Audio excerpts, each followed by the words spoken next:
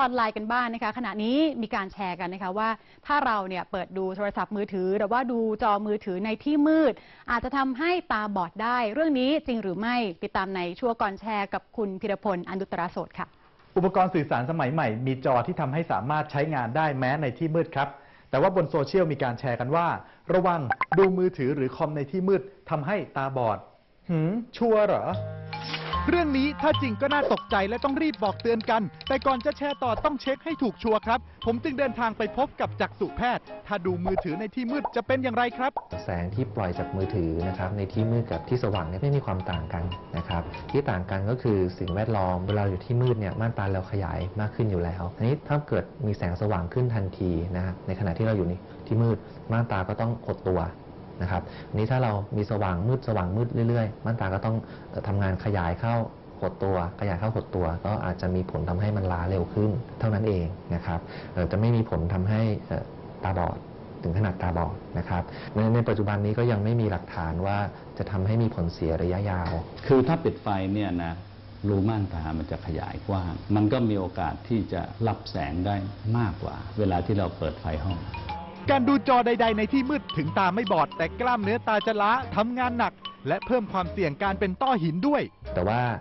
การใช้คอมพิวเตอร์นะครับทั้งที่มืดและที่สว่างเนี่ยก็จะทำให้เกิดโรคทางตาได้นะครับก็คือโรคตาแห้งนะครับเพราะว่าในขณะที่เราใช้คอมพิวเตอร์หรือว่ามือถือเนี่ยเราจะกระพริบตาน้อยลงนะตาจะแห้งมากขึ้นถ้ามีแสงมากๆเข้าบริเวณตาเนี่ยตาก็จะแห้งมากขึ้นนะครับร่วมกับถ้าเรา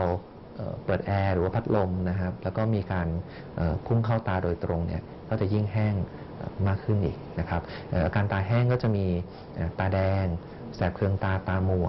น้ำตาไหลแต่ไม่ว่าเราจะใช้สายตาอ่านหนังสือนะครับดูทีวีนะครับหรือว่าใช้คอมพิวเตอร์หรือมือถือเนี่ยมันก็ตาแห้งได้ทั้งนั้นแต่จากประสบการณ์ส่วนตัวที่คลุกคลีกับคนไข้มา30 กว่าปีพบว่าจอแสงทั้งหลายถ้าดูนานๆต่อเนื่องหลายๆชั่วโมงพวกนี้มีผลต่อการมองเห็นมากน้อยแล้วแต่คนเพราะแต่ละคนนี่มีต้นทุนของจอประสาทตาต่างกัน